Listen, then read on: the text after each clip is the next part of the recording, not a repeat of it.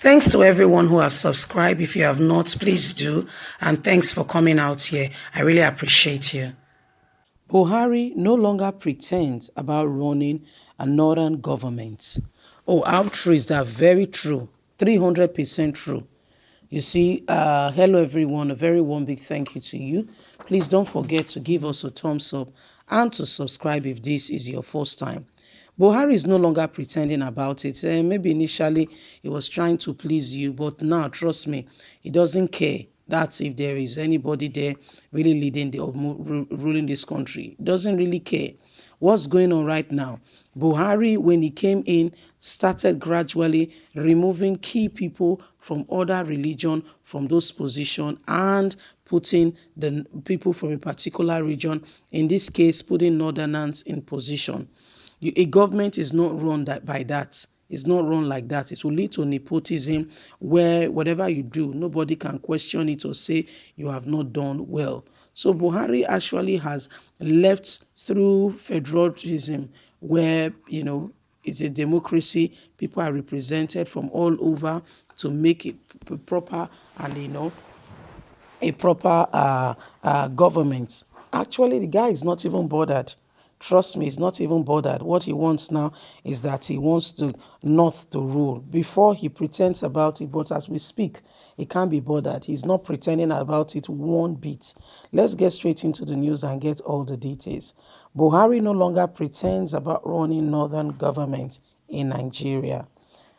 Spokesman for Yoruba Sociocultural Afenifere, Mr. Yinka Odumaki, has said that President Muhammadu Buhari is no longer pretentious about running a northern government.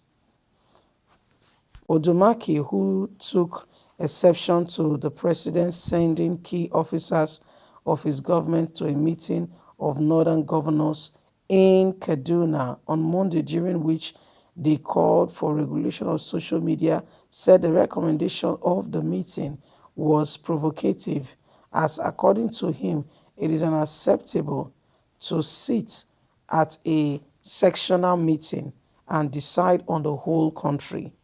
How can you tell the northern leaders to go and sit with northern elders to regulate and to talk about the country?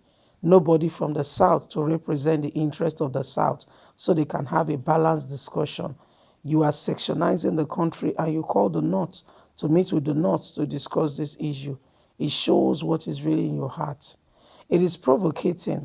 How can you go and sit down in a sectional meeting and say you are setting up committees, and the committees you are setting up are all from one particular region who will not give a true picture and reflection of what is going on. You are talking about the Federal Executive Council. Oduyika said that while appearing as a guest on the Channels TV Sunrise Daily on Thursday, says, "Are you running a government of the North or a government of Nigeria? Are the rest of us sure we are part of this country?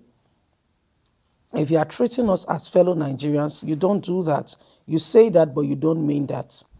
It's very easy to take undue advantage, sit on the neck of others and say Nigeria is indivisible.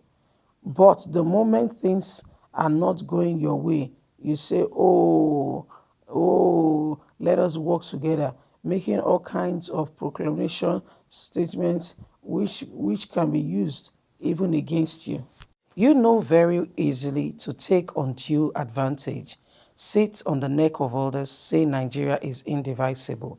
But the moment things are not going your way, you say, let's separate, making all kinds of provocation statements. We were not born last night. And I think also it's time for the president to think, how can you say that you are president of United Nigerias, but you follow your but you allowed your chief of staff, the IG, and top northerners in government to go and sit in a sectional meeting with just their kind? What do you think they would say? I remember in 1999, we invited President Olusegun Obasanjo to an Afenifere meeting in Surulere in the house of late Pa Adesanya Obasanjo came into that meeting, but when he came, the first three people that arrived were Fulanis. Perhaps he was trying to show that he was not going to plot against Nigeria. That's why he came that way. But for you, as president, you to sit in Abuja and allow your top officials to go and sit in a sectional meeting, and you come out to say that the unity of Nigeria was won at great cost, it is conscious. You are talking, you are not, you don't know what you are talking about. You are behaving as if you have conquered the rest of us. You are now saying that the conquest which you passed off as unity must stay. That's not how things are done. According to him, it was unfortunate that during the NSAS protests that rocked the country recently, the region was only concerned about regime change, which the protest was never about. The protest was about police brutality and reform in our government and society. They don't see the rest of us as equal. It's only when they need something around the revenue or the rest of the people to carry brooms with them. That's when they think they need others. But when they get power, it is their power. You can see that during the NSAS protest, all that they were concerned about was regime change, that they want to take over power from them. What does that mean? That's the fundamental issue in this country, he asked. According to Duma King, it is so clear that today has the government we have does not pretend that it is a northern government. Look at the security sector. We have been talking about all these years. You have a situation where the chief of staff, the IG of police, and all are coming from the same core note. Look at the critical sector. You have positioned your own people there. You say we have no character. Is that federal character that we have and we are using to run the government? You see, this is what Buhari does. He has put his people there, bring the chief of staff and northern governors to have a meeting. Not a single southern governor of where the thing even happened was there. You know, this matter, this whole NSAS thing happened in the South. Not a single Southern governor was there. You call your Northern governors to sit down with the chief of staffs to decide. So how does it affect them? Their own people did not protest. How does it affect them? Can you see nepotism in Nigeria and how they feel that some people are more important than the others? Leave us a comment. Let's hear your thoughts. God bless you. Have a fantastic and a lovely day. From us, it's bye for now.